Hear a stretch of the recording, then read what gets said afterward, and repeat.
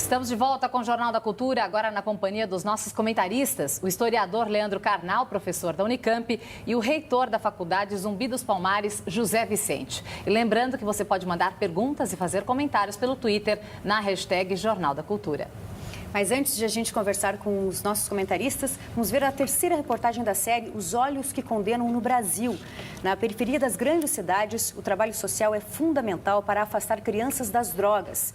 É essa a missão da ONG Novos Herdeiros Humanísticos, do Marcelo Dias, no sul de São Paulo. Um brasileiro inocente, preso, acusado de tráfico de drogas. O fato poderia ter destruído a vida dele e o trabalho da ONG. Mas Marcelo escolheu outro caminho, o da superação.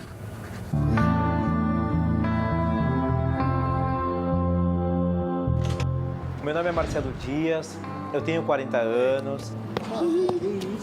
Como eu tinha o sonho de ser jogador de futebol, eu iniciei justamente ensinando as crianças da comunidade, da favela do Boqueirão, a prática do esporte. Vai, bora!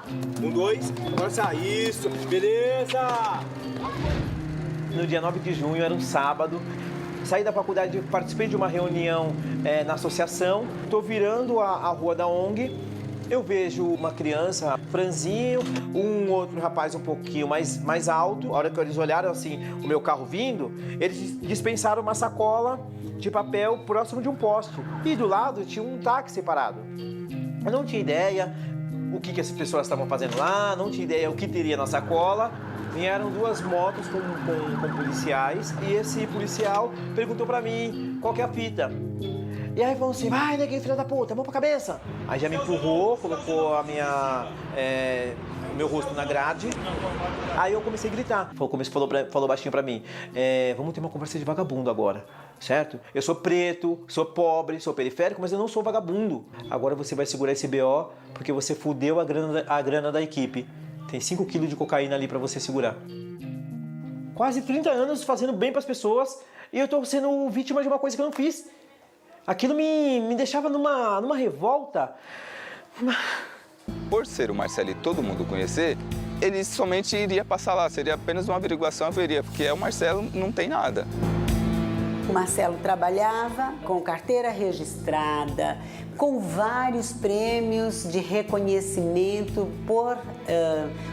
ofertado por autoridades públicas. Valia nada diante o testemunho de 2 policiais que não são sérios. Mentiram, porque depois, durante o processo, foi constatada a contradição entre os depoimentos dos policiais militares. Uma apreensão racista, ilegal, abusiva. Aqui a gente tem que fazer uma distinção. Nós temos muitos policiais que são sérios e querem trabalhar sérios. Aí o advogado chegou e falou, Marcelo, olha, você vai ter que ficar, no mínimo, Marcelo, uns 6 meses. Eu falei, não, você tá doido, eu vou ficar louco. Os advogados foram embora e aí eu fui pro CDP de Pinheiros. Sentei lá, comecei a recitar meu mantra, né? A hora que eu fui passando pelas trancas, fechando, né?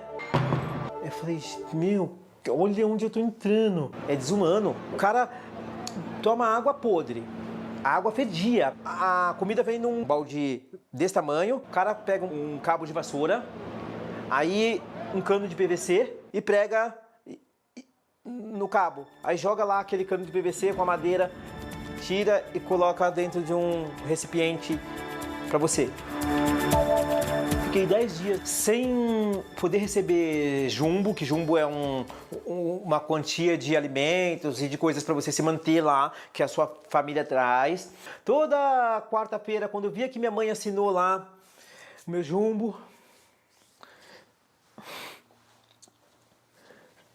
quando eu pensava na minha mãe, a luta que minha mãe estava fazendo, minhas irmãs. E aí eu comecei a sentir esperança, porque eu falava, puxa vida, elas não vão parar de lutar enquanto eu não sair daqui. A gente levava as coisas dele e ele dividia com os presos que não tinha visita. E aí eu comecei a dar aula de reforço escolar para os presos. Por insuficiência de prova, tanto para condenar ou para me libertar, eu teria que ficar na guarda. Aí voltei no sistema de novo. Fiquei mais 3 meses. No dia 19, minha liberdade provisória.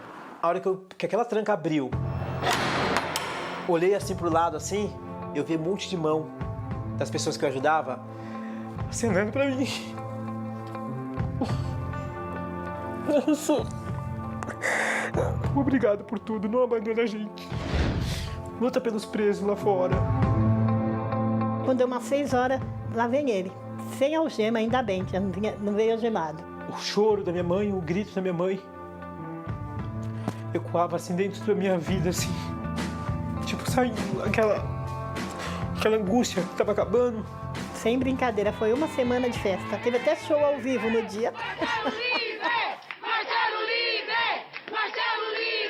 Ainda está muito limitado nos seus direitos de ir e vir e com uma ânsia que só veio ser sanada após a sentença absolutória. Quando veio a sentença, na dúvida, em dúvida pro réu, nós ficamos tranquilos porque a promotora concordou com a absolvição do Marcelo. Então, realmente, o caso encerrou. Os policiais que efetuaram a prisão, eles continuam atuando porque o Marcelo, por receio de represália, não quis denunciar. Eu tenho um projeto que eu me correspondo com presos lá dentro, né? Eu me encontrava em um estado elevado de depressão, angústia, tristeza e ódio, em um desejo imenso de tirar minha própria vida, mas você chegou e me fez pensar diferente.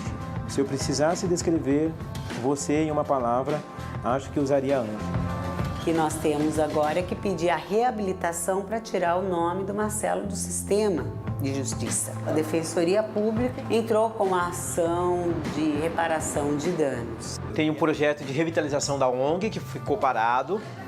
Jogo, ele liga pra mim, que fala que hoje tem, hoje não tem. Jogo, futebol, campeonato, como hoje tem. Esse é o sentimento que eu tenho quando eu estou com eles, né? Totalmente realizado, totalmente feliz, pleno. Em nota, a Secretaria da Segurança Pública do Estado de São Paulo diz que o inquérito policial foi encaminhado para a apreciação da Justiça em junho de 2018. Boa noite, senhores. Karnal. Boa noite. Boa noite. Professor José Vicente. Boa noite. Professor, forte a fala da doutora Valdênia, né? Ela disse que a justiça é branca, elitista e racista. Você é da mesma opinião? Nós precisamos ser dessa opinião e para fazer com que nós tenhamos bastante tranquilidade para assinar embaixo de tudo que ela disse, é só ler os nossos indicadores, não é? É só saber quem está preso, só saber quanto tempo essas pessoas estão presas sem sequer terem sido denunciadas. Então, quando a gente olha para o sistema carcerário de quase 700 mil pessoas, em que 50% deles sequer foram denunciados e que a grande maioria dessa população é constituída de negros e pobres, a gente já sabe qual é a ação preferencial do nosso sistema de justiça no nosso país. E esse sistema de justiça é um sistema de justiça que tem uma conotação mais de fazer uma contenção social do que implementar esses fundamentos da justiça e de garantia dos direitos do cidadão e mesmo dos direitos humanos. Então, para determinada estética, para determinada localização espacial desse indivíduo, só isso já é suficiente para que ele possa ser, primeiramente, detido, depois conduzido e, eventualmente, mesmo sem provas contundentes, ele ser condenado ou ser mantido indevidamente nesse cárcere e tudo isso com um olhar se não de complacência, mas de distanciamento daquelas instituições que tinham obrigação de evitar isso, ou seja, o Ministério Público, a magistratura, a Defensoria Pública, a imprensa, os órgãos ali da própria advocacia, que no mais das vezes não tem um olhar que teria para um determinado outro extrato social, para um determinado indivíduo que não tivesse essas características. Então, nós temos essa dificuldade, isso não é pontual, acontece com frequência e permanência no nosso sistema de justiça do nosso país e, infelizmente, as vítimas preferenciais são esses, que, primeiro, tem que se manter sob esse tipo de agressão à sua dignidade e depois não pode sequer recorrer ao Estado para ser minimamente recompensado ou ter minimamente diminuída essa agressão que ele foi vítima quando deveria, do ponto de vista do Estado, ter considerado e respeitado seus direitos. Karnal, nós vimos que o Marcelo, nosso personagem, é um exemplo de superação, né? Ele levou o trabalho que ele fazia na ONG para dentro do presídio. Conquistou os detentos, conquistou funcionários, ele fazia saraus, debates de leitura. Qual que é a importância desse tipo de trabalho para um sistema penitenciário como o nosso aqui no Brasil? Primeiro, um exemplo pessoal extraordinário. Talvez no exterior o grande exemplo seja o próprio Nelson Mandela, em que a prisão, a injustiça e a perseguição o transformam numa pessoa cada vez melhor, cada vez mais tendente a se tornar um estadista e transformar o sentimento de ódio e violência até justificado em algo construtivo. Pouco a acrescentar a esse trabalho extraordinário. Eu estive nesse presídio dando uma palestra. Precisamos muito da atenção dessa imensa população carcerária. O Brasil precisa disso. Não acrescento nada à ótima intervenção do reitor José Vicente, mas queria lembrar uma coisa. Muitos jovens de classe média, segundo depoimentos que estão nos sites, já foram surpreendidos roubando coisa em supermercado. Muitos jovens de classe média, por birra, por infantilidade, roubam um chocolate, roubam alguma coisa, os seguranças o levam para uma sala, passam uma bronca e chamam os pais. Quando é um jovem negro, apanha de chicote. É essa a diferença de tratamento. Não? O racismo é uma herança terrível da história brasileira e ele continua na prática. E creiam vocês que nos assistam, toda vez que alguém disser, eu não acho que o Brasil seja racista, essa pessoa é branca.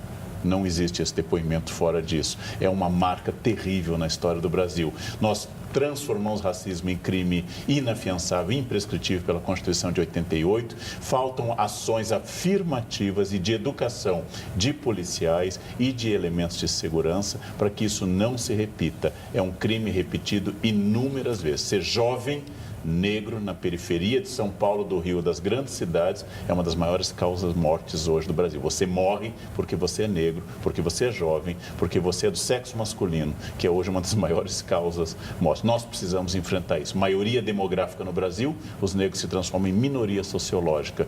Isso é inadmissível. Somos a maior nação afrodescendente do mundo e ainda nos pensamos como uma nação branca. Isso é inadmissível.